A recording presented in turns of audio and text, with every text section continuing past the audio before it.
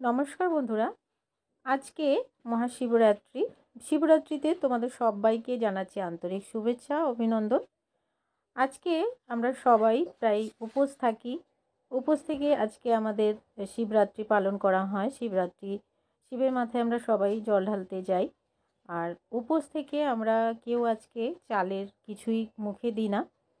তো সেখানে আমরা ব্যবহার করি খাই সাবু মাখা বা ফল এসব। তো আজকে আমি সেই সাবু মাখার তোমাদের সাথে শেয়ার করলাম কিভাবে সাবু মাখলে, আজকে তো উপোস থেকে কিছুই ভালো লাগে না খেতে, তো সাবু মাখাও ঠিক কিভাবে মাখলে খেতে ভীষণ ভালো লাগবে বা উপোসটাও আমাদের ভাঙা যাবে।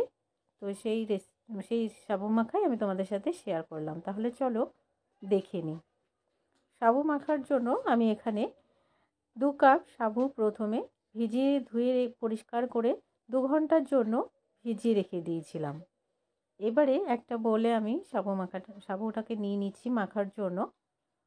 প্রথমে সাবুটা আমি জল ঝরিয়ে নিয়ে নিলাম।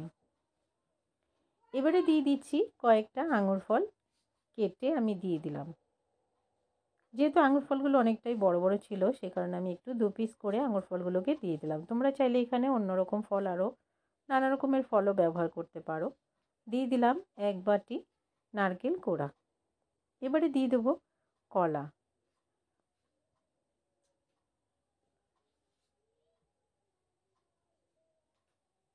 এখানে আমি 2টো কলা নিয়ে নিলাম।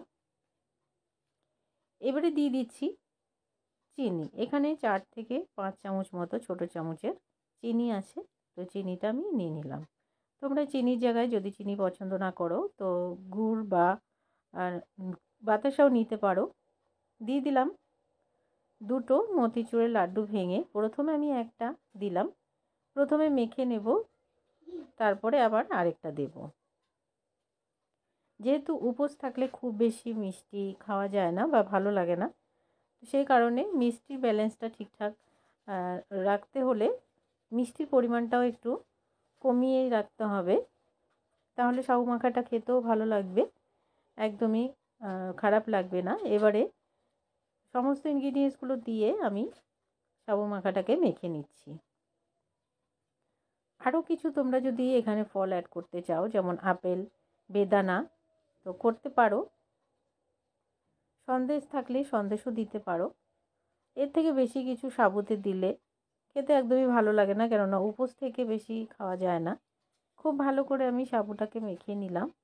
এবারে সাবুটাকে আমি অন্য একটা বলে নিয়ে নেব। এভাবে করে অল্প কিছু জিনিস দিয়ে সাবু মাখা করে খেয়ে দেখতে পারো বন্ধুরা। আশা করছি তোমাদের পুজোর দিনগুলোতে এভাবে করে সাবু মাখলে খেতেও ভালো লাগবে আর তোমরা উপোসটাও খুব ভালোভাবে থাকতে পারবে। বন্ধুরা, আজকের এই সাবু মাখা রেসিপি যদি তোমাদের ভালো লাগে তাহলে অবশ্যই করে একটা লাইক করো, অনেক অনেক বেশি করে শেয়ার করে দিও। আর নতুন বন্ধু হয়ে থাকলে সাবস্ক্রাইব করে পাশে থেকো। আজকের মতন এখানে শেষ করছি। চলে আসবো অন্য কোনো দিন অন্য একটা রেসিপি নিয়ে। সবাই ভালো থেকো। আজকের মতো তাহলে টাটা।